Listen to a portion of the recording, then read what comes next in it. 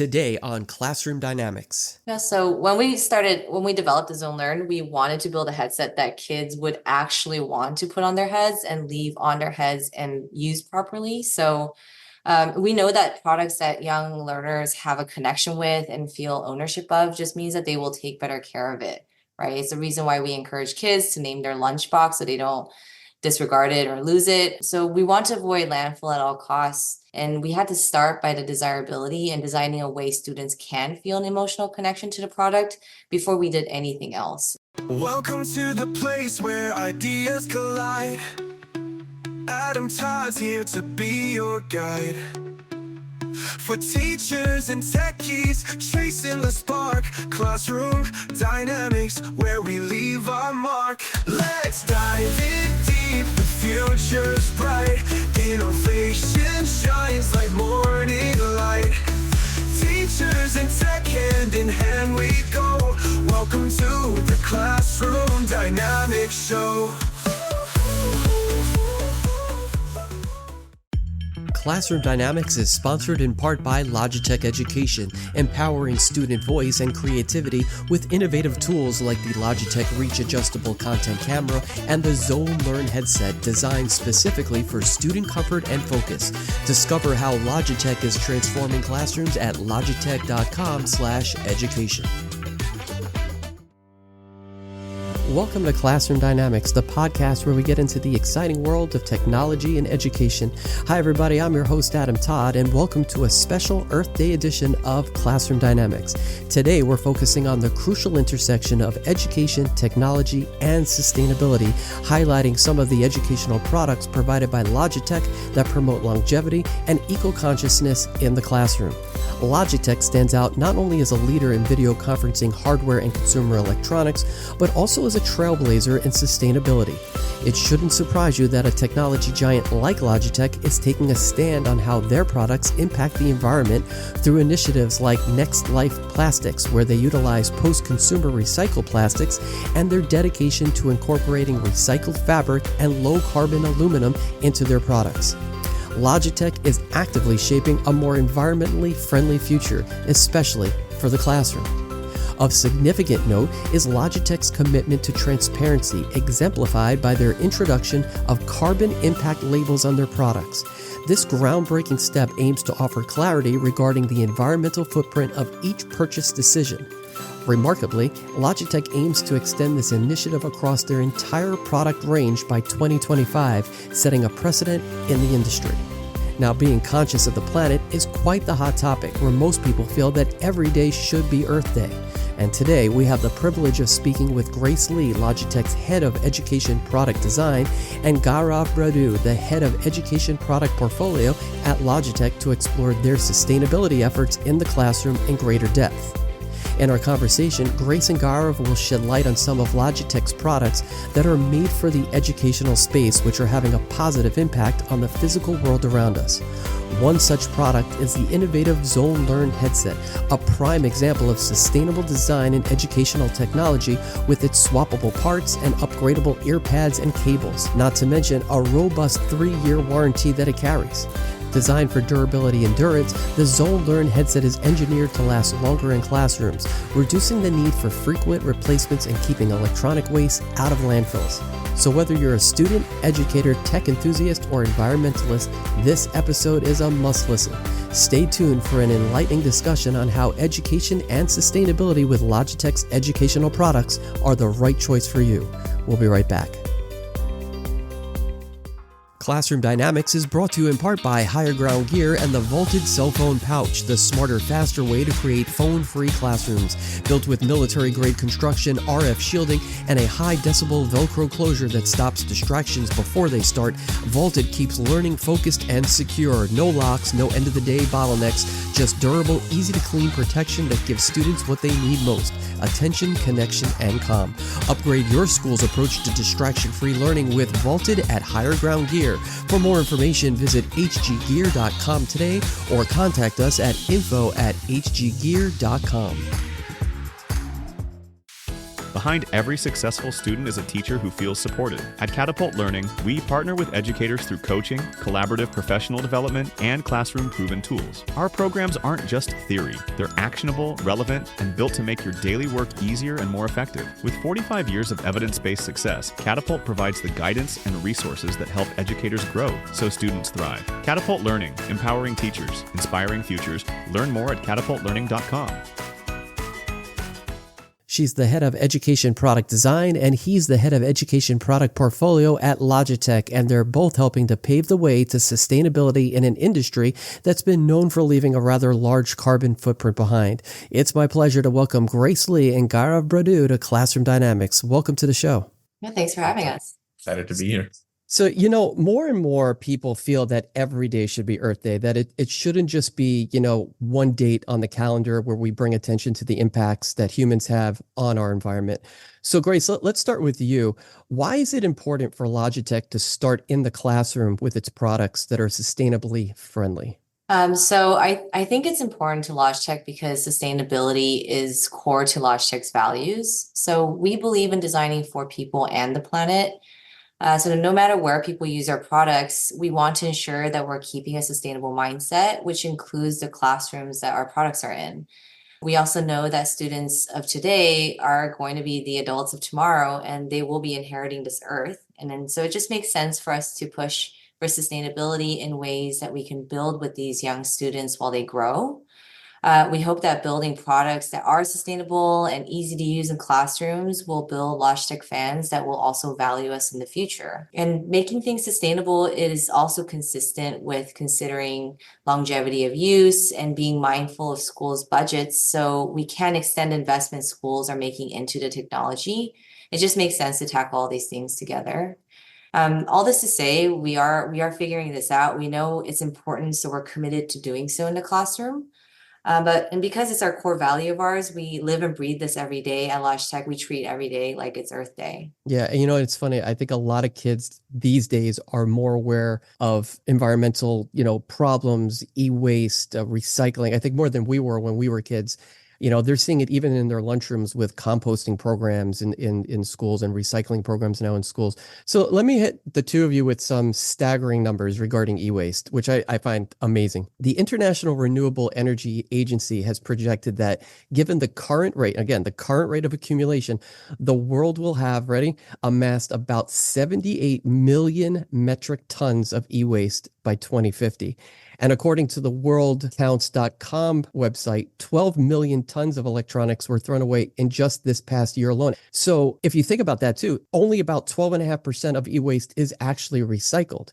So the production growth of technology versus recycling and sustainability practices are way out of sync. So with those staggering data points said, let's go over some of the environmental benefits of Logitech's Next Life Plastics initiative, which I find amazing that you guys are doing. How does that play a role in the products that are used in the classroom? Yeah, so our goal is to use Next Life Plastics across our entire portfolio. And we are making pretty significant progress towards that goal. So as of March of 2023, last year, 58% of Logitech products already included Next Life Plastics. And it was used across all of our product categories, which includes mice, keyboards, headsets, webcams, speakers, and our video conferencing systems. And at Logitech, we are investing heavily into our Design for Sustainability program, which empowers our engineering, product, and design teams to then accelerate our transition to low carbon materials and designs across our entire portfolio. And the goal of this program is to make each new generation of products that much more durable and repairable. So in the case of classrooms, less things are thrown away and they are kept out of landfill. And also just making our products more recyclable. And this will help ultimately lower the carbon impact of these products on the environment. Our color, materials, and finish design and engineering program also play a huge role in determining the sustainability of our products. And this means we're committed to looking at how we can innovate the materials and processes so that they still look and perform well. So we're not compromising anything there while still being really good for the environment. And other than plastics, we're also thinking about sustainability in our other materials like fabrics and our metals, and also how our products are put together. So We're designing products in a way it can be mechanically fitted together where possible, so we can reduce things like glue. And we're trying to minimize the amount of parts, so we just reduce waste overall. And at a classroom purchase at scale, classrooms are purchasing for all their students, or the school's thinking about all their classrooms. We know that every little bit counts. Yeah, you mentioned a good point about the purchasing power of schools, right? And their budgets. And that actually is a good segue into my next question, because many schools do regularly purchase cheaper tech tools because either, funding may be a challenge, or that they just feel like spending a lot of money on something that may not last due to the wear and tear isn't worth it, and we have to remember these are the kids that are using it, especially in elementary school. I can't even tell you how many times, if a kid knows that they didn't purchase it, the care is not really always there, right? As an adult, we know how much money or how long it takes to earn money and how much money we spend on something. So we will make sure we try to take care of it as best we can.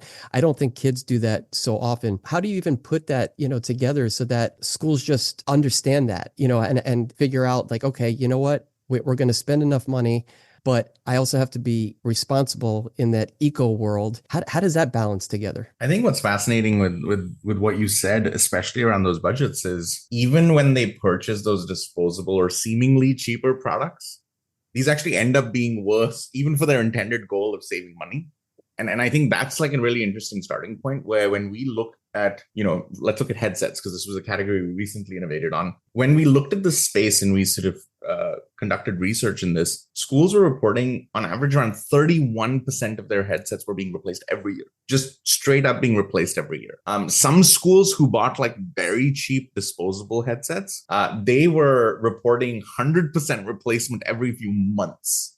So these are staggering numbers, right? But when we did the math and we said, okay, let's put this out over 3 years, they ended up spending more money, even just with their goal of saving budgets. They ended up spending more money than if they'd just gotten a quality product and sort of figured that out. So what we think about, and we sort of, have this conversation, beyond the features, beyond the values, beyond the amazing quality of the things and the features, is like, hey, start having a total cost of ownership view of these things. They're starting to do that with some of the bigger ticket items, but just apply the same lens and principle across the board. And that cost should include environmental cost, right? Not just financial cost. And as soon as you start taking a longer view of these things, it ends up being, you end up taking a stance that is better for your budgets and also the environment at the same time.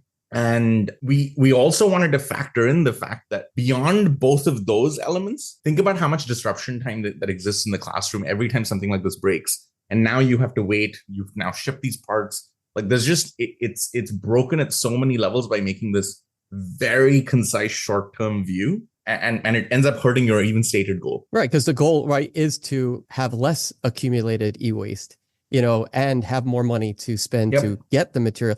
I can't even tell you how many times in the past, I have a media center, so I'm teaching technology. Occasionally the kids do have to use a headset.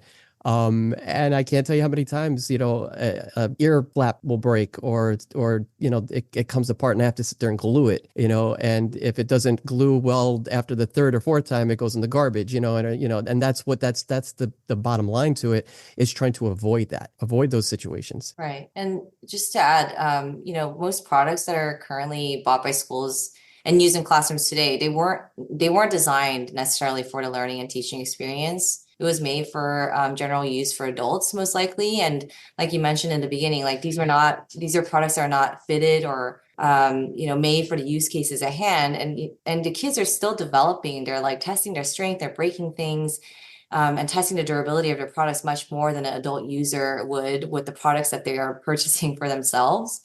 And so we believe that future products in the classroom are going to be actually designed for upgradability and repairability, and really account for, the physical, mental, cognitive, and behavioral development needs of growing kids and, the use cases that they have in their classrooms. Yeah. So let me ask you this then. So what's the difference between a product designed and produced just a few years ago versus, for the classroom specifically, versus a sustainably created product of today and even of tomorrow, looking down the line? Yeah, I can take that. I think the interesting layer is, like as Grace mentioned around the headsets, since this was the most recent one that we did, it is really looking at those behaviors and really understanding how those behaviors translate into some of the issues that may occur in the product.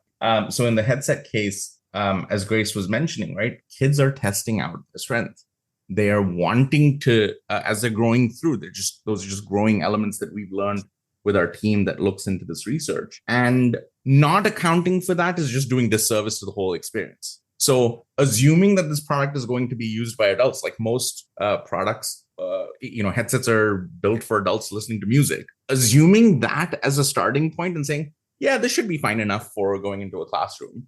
That just seems like, as we were looking at this and we wanted to take on this challenge from even our own products from before, we were like, hey, we can't start with that assumption. We have to assume that these kids are going to be doing what the kids are doing and then build around those in layers. And I can tell you from experience, that's exactly what's going on, because the kids, like I said, it's not that they don't care. I just don't think they understand. I try to teach them as best as I can how to use the equipment properly, how to take care of it, how to put it back, how to hold certain things. I don't think that's, across the board. I hope it is, but I just don't think it is. But that's exactly that misconception of looking at it from that perspective, because just to your point, a kid is not going to think that way. They're just not. They're going to think, I'm going to put it on. It might fall to the floor. I've seen, how many kids in the last week, I've seen a kid get up that was still connected to a laptop or a desktop and walk away from the computer thinking, because they forgot they were connected, and something falls and cracks, or, it happens all the time. Adults, no, that's not going to happen. But to your point, that's exactly the way it is. And even beyond that, to what Grace was mentioning in terms of considering repairability or considering upgradability as a core part, like even outside of headsets, right? Like we have Rugged Combo 4, which is our keyboard for iPads. They're one of the big things, and we've had 4 generations of these products. So we've not only learned with external research and, listening to schools, we've had 4 generations of this product live in the world and learn from that direct feedback of like, oh yeah, okay, this broke, this happened. And one of the things we did there as well was like we made it so that if you needed to repair or replace the parts, it's accessible, it's field repairable, so that you can do that as opposed to needing to completely toss the whole thing away. And these are some of the threads and principles we're trying to pull across our product lines. We're talking with Grace Lee and Gaurav Bradu from Logitech Education today. Gaurav, let me ask you, how does Logitech's commitment to sustainability influence the design and the materials that are used in Logitech's educational products? And how do they stand up to some of the daily wear and tear that kids can place on them? Because, we just touched upon it a moment ago, but how does that really work? Yeah, so I mean, one of the first things, from a sustainability standpoint that our amazing sustainability team ingrained into me that stuck is that once you've made a thing, making sure that it can actually be used and live a life for the longest amount of time is the best service that you can do to it. And so that's one of our goals is, right, hey, how long can this product have a usable life while not compromising? Like we know certain things last for a very long time are detrimental, but like making sure that we cover those bases, but then give it multiple lives. And so this starts actually with, like we said, building around those real scenarios, right? Like, and letting kids be kids and building with human behaviors in mind. So one of those things is like shoving things in and out of backpacks, tossing a backpack at the end of the day, sticky fingers from eating Cheetos, or juice boxes spilling on things, boredom that can lead to fidgeting. And from here, we like take those things and then we'll say, okay, well, how do we actually build parameters around this? So the team will then engineer these products with the right material choices and the right electromechanical designs. And then we layer in rigorous testing and redesign to meet these and recognize those scenarios where we need to meet those. And in some cases, we'll even exceed them.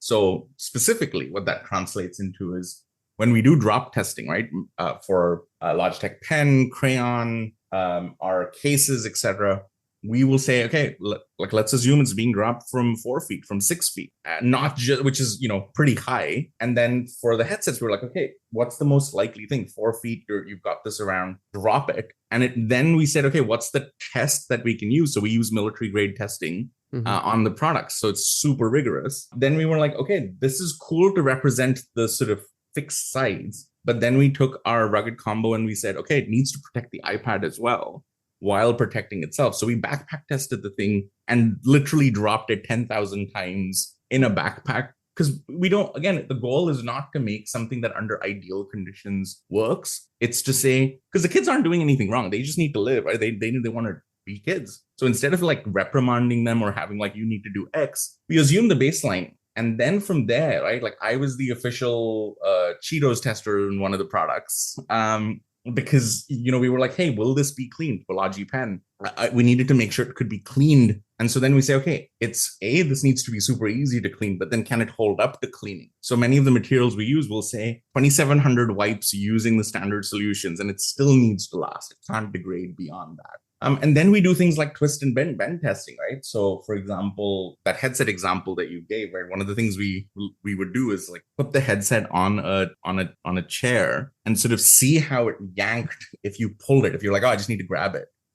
And so then we devised this twist test and this sort of torsion test of, you're like, cool, we need to make sure that this doesn't break under those circumstances. Then we looked at some of these things which are like, how do we make parts boring, right? Like make things that are just not enticing. Now we know some, you know, kids will get excited by these things, but you know, in our headsets, where the cables go in and out, we intentionally made them dull. They're super easy to do, but it's a boring, you know, experience. You wouldn't look or know to do anything with it. The way the earpads come at the seams, it just looks like it's a continuous experience. A lot of thought goes into it, but then the parts that you do interact with, like the mic, that's orange. You can pull that mic up and down as much as you want. That's great. And then lastly, we even consider like things like human behaviors around battery life, right? So for example, with the Logitech pen, when we were looking at how that gets used, one thing we saw was these pens get taken at the end of the term, put into a drawer, and then not picked up for another 60, 80 days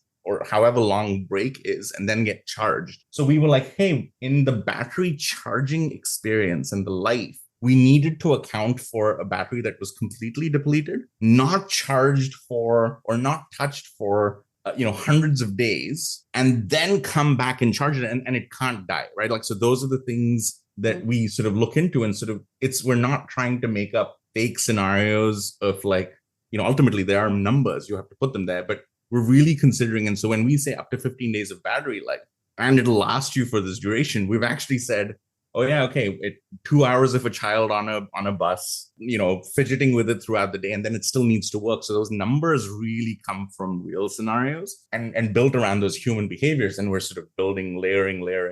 Right, because you're going from that baseline to the extreme, and if the extreme is good, then the baseline is great. Yep. Right. And I think teachers appreciate that, because I worry about that over the summer every year. Is the battery going to be okay, you know, in September when we come back, you know, and not being on and not being charged, that whole cycle over and over. Yep. But it's true. And it's great that you're putting thought into that, because I don't think a lot of people do. Attention educators, meet the Logitech Zone Learn, the classroom headset designed for learners and built for schools. Engineered for comfort and durability, the Zone Learn delivers crystal clear audio, helping students focus and fully engage during lessons, group projects, and online learning. Built to last, its modular design adapts to any classroom setting and ensures a reliable, distraction-free learning experience. With Zone Learn, your students can hear the difference, which helps boost learning. For more information, visit logitech.com/Zone Learn. Bullying affects every school, but together we can change the story. Box Out Bullying brings powerful bullying prevention education to life through engaging interactive theater that gets students thinking, participating, and learning in meaningful ways. Through dynamic school assemblies, classroom workshops, and training for educators and families, Box Out Bullying equips entire school communities with the tools to build empathy, confidence, and respect. Whether in person or online, these high-energy programs inspire students to be upstanders, not bystanders, and help create safer, more inclusive learning environments. Make your school a place where every student feels seen, supported, and valued. Box Out Bullying. Empower, include, respect. For more, visit boxoutbullying.com today. My engineering teams and our engineering teams are very kind to me in particular, because I will come up with, devise these odd scenarios. I'll be like, what if a child is like, basically, I feel like I'm getting out my excitement in some of these situations. I'm like, what if they hold this by the cable, swing it around? And they're like, interesting. Now, how do I translate this into a repeatable test that can be done at multiple times? So they'll be like, okay, Gaurav, we'll do this, this, and this. And I'll be like, cool. Yeah. I like it. We also had like a chomper test, and we had like fake teeth like crunching on cables and things like that. We're like devising all these really unique engineering tests. Oh boy, do kids put things in their mouth, let me tell you. Yeah, so another weird one was actually to that point. So, we recognize that the cables, a motivated child is a motivated child, right? Like they will get through anything. But on that chomper test, right, like we were seeing how can we just make it slightly more chew resistance and slightly better thing. So as Grace pointed out, we literally built a fake set of teeth and a jig that goes up and down to test that. Listen, if you ever need 680 kids to test products, I have the perfect bunch for you. Amazing. Amazing. I touched upon this in the show's opening today, but let's get more into, because we're talking about the headsets too. We've mentioned it a couple of times. Let's get more into detail with the Zone Learn headset as an example. By the way, I am currently wearing a Zone Learn. I love the Zone Learn headset for a lot of the reasons I think we're going to talk about in a moment. How does the Logitech Zone Learn headset promote sustainability in the classrooms through those interchangeable parts, the extended warranty, which is phenomenal, and what does set it apart from competitor products? Yeah, so when we developed the Zone Learn, we wanted to build a headset that kids would actually want to put on their heads and leave on their heads and use properly. So we know that products that young learners have a connection with and feel ownership of just means that they will take better care of it, right? It's the reason why we encourage kids to name their lunchbox so they don't disregard it or lose it. So we want to avoid landfill at all costs. And we had to start by the desirability and designing a way students can feel an emotional connection to the product before we did anything else. And, what we've learned from research also is kids really care about, how they look and the products that they use. Like even from a really young age, they have this awareness towards that. So yeah, we really paid a lot of mind to that. And to build on that, I think one of the key elements was from taking that, ownership experience and even in our testing, one of the big nuances that we saw as we sort of even before we released the product was the number of kids that reported that they felt like this product was designed for them. Yeah. As opposed to, and they felt like it was theirs. So they were using those terms. We weren't like sort of feeding this. This was like 2 weeks. They were like, do I have to return it? It's like, my parents have their own version. This is mine. And then, like we mentioned previously, like we layered those behaviors around damage and sort of wear and tear and said, how do we just make everything reinforced? And then consider those elements and consider things to be modular and take that systematic approach to this that allowed for easier part replacement. This in turns allow for repair and even change of experiences and potentially even supports upgrades. So what we mean by this is the headset comes with this frame experience with the ear cups and everything there, but then you add your ear pad of choice. So you can have an on-ear experience or an over-ear experience, and you pick whatever device you're going to connect it into. Is it a 3.5 millimeter based device? Is it a USB-A based computer? Is it a USB-C based tablet? Whatnot. But by making these parts repairable, replaceable, first and foremost, you're not tossing the entire headset out. So, one of the highest breakage points, like you said, is cables. And headsets that have fixed cables, as soon as they break, you're tossing the entire headset out. And in our case, we said, no, if we're going to make this as rigorous as possible, but we know this is going to happen. This is not something that we can avoid just because of certain scenarios, like the yanking. Like there's only that much I can design a system to be yank proof. But then when that cable breaks, you just change it. Same thing with the ear pads. We know with the rubbing, putting it on and off, those ear pads are going to wear out. The next piece is the change use cases. We said, if you're going from a lab setting where you may want your kids to have on-ear ear pads because you want them to be able to listen to your instructions as well as what they're doing, and they now move to 1:1 scenarios where they need to have a more focus, more noise isolation. You're not throwing out an entire headset. The same headset supports over-ear, so you're now changing the experience as your need changes. And then lastly, one of the big things we saw is like primary device cycles around swapping an old computer. So if you had sort of desktop computers in your labs or old machines which had 3.5 millimeter jacks, and now you're, for example, upgrading to a 10th gen iPad, you should just be able to change the cable and everything else should work. So we allow for that move from an analog experience to a digital USB based experience without swapping and tossing out the entire thing. Even considering the time and effort needed to swap this, you mentioned this earlier when you were like, I was gluing these things, the earpads together. We made sure that each of these swaps is 10 seconds or less. That was like a critical goal. Like we timed ourselves to say, how quickly can someone do this? If I'm sitting there with glue, that's out of service for at least 45 minutes to an hour. Yep. So I'm not using it anymore. That can't be used. And that kid now doesn't have a headset. Yep, exactly. And then from there, like you said, right, look, we've got our extended it's a 3-year warranty on the product, plus excellent customer service. So if anything breaks that was within our manufacturing control, we should be able to replace it. But even that, if the headset breaks, we just send you the headset frame. We don't send you all the other parts. So making sure that we're only replacing the parts that need changing was a critical component. And then we layered things in beyond that. We said, hey, packaging, right? How the thing that you end up getting to your thing and you end up discarding, even something as that, we said, okay, this is bulk shipped. Schools are buying this in groups. How do we take that brown box and give it a second life? So what we did was we designed it in a way that brown box can be used in the classroom. Kids can pick it up because it's in groups of 10. There's dividers in between the headsets so that you can place the headsets there. And then we said, okay, what next? Like, what about the individual packaging of the headsets? And something we saw looking online on the forums and threads was that teachers were using Ziploc bags or resealable bags. And so instead of them taking it out of our packaging, putting it into another resealable bag, we just shipped it in a resealable bag.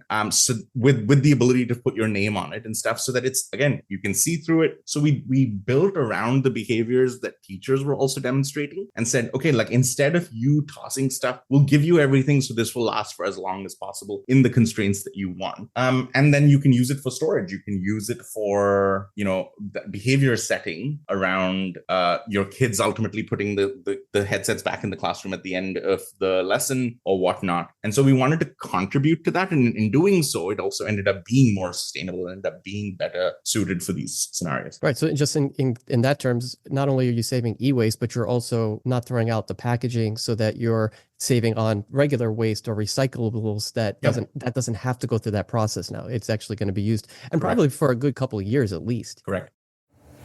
Looking for teaching resources that truly engage and inspire your students? Discover Highly Motivated on Teachers Pay Teachers, your go-to source for ready-to-use lesson plans, interactive notebooks and lapbooks, test prep passages, and meaningful small group projects. Designed by educators for educators, these resources save you time while boosting student motivation and learning. Highly Motivated, motivating teaching resources that engage and inspire. For more, search Highly Motivated on Teachers Pay Teachers today. So Logitech has set, I find this amazing, and it's really truly one of the most remarkable things that I've heard, especially with an edtech company. But Logitech has set a significant deadline of 2025 to enhance and to also expand its sustainability efforts across its entire product portfolio, which is an amazing, ambitious goal. And it demonstrates the fact that Logitech's commitment to reducing its environmental footprint and promoting sustainability in various aspects of its operations is not just a buzzword, so to speak. So as leaders in the education technology sector, why is setting such a high bar so important, and what does it actually say to other tech companies and even just people around the world? I mean, first and foremost, this bar that you've mentioned it's important to us, right? Like our own employees, everyone within the company. It's a commitment that's at the center of our own values. Like we talk about this as folks within the company ourselves, and we just want to do what's right by our consumers, and they can rest assured that we're making those decisions with Logitech, right? Not only will they get considered products that are well made, but they're also getting products that are sustainable. Like that's what we want to be able to do. And in education, we want to help schools understand that, there are choices that are responsible technology investments that can reduce environmental impact. When schools are making sustainable tech investments, they're also setting an example for their students, their next generation. So our hope really is, we're looking inwards and what do we want out into the world? And we just want to live by that and make sure that we feel proud putting these things out into the world and doing our best. Listen, I think it's an amazing goal that I not only think is achievable, but it's something that really does speak volumes So it's just really amazing. Listen, this has been such an informative and engaging conversation to have with you guys today on such an important topic. I'm really glad that we had the time and the chance to learn more about how Logitech has asserted itself as a leader in sustainability and the environmental impacts that its products have, both now and, of course, in the future. Before we go, tell everyone where they can go to find out more about Logitech and their sustainability efforts. So you can go to logitech.com. And we have a sustainability section there where you can not only see the specifics, but we publish reports and details every year. And then each of our products, they'll have some details. So for example, the Zone Learn will actually detail those things out. We'll say this product in particular has 22% post-consumer recycled plastics. All our products are carbon neutral with regulations in mind there for your VOCs and paint. So products will have these details as well as our core web pages and materials that are coming up. That's great. Well, listen, for those of you who have been listening, thank you for tuning in today.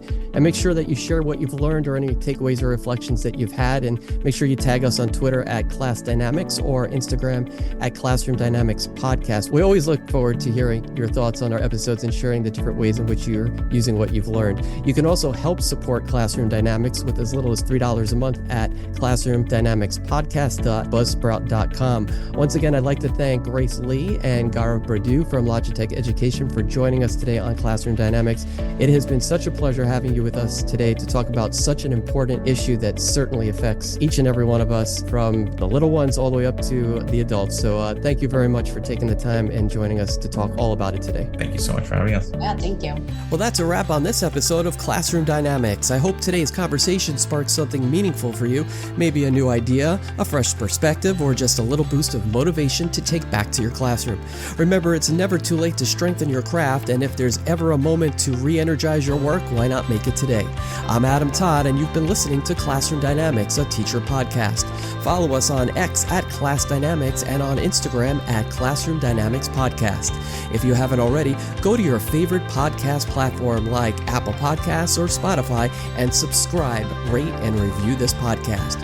We'll be back soon with more captivating conversations, inspiring stories, and strategies that you can implement into your everyday routines. Until then, keep that spark alive and never underestimate the incredible impact you have as an educator. You're more powerful and inspirational than you think. Did you miss our episode Beyond Yet, How to Create a True Growth Mindset Culture in Your Classroom? If so, join me as I welcome Annie Brock and Heather Huntley, authors of the Growth Mindset Coach 2nd Edition. They'll share realistic strategies for building a true growth mindset culture in your classroom, which are packed with practical, classroom-ready strategies that you can start using tomorrow. Our goal is just to talk about how can you foster a growth mindset? How can you put yourself in that growth mindset or create an environment where kids can readily get into that mindset to help them make their learning as successful as possible.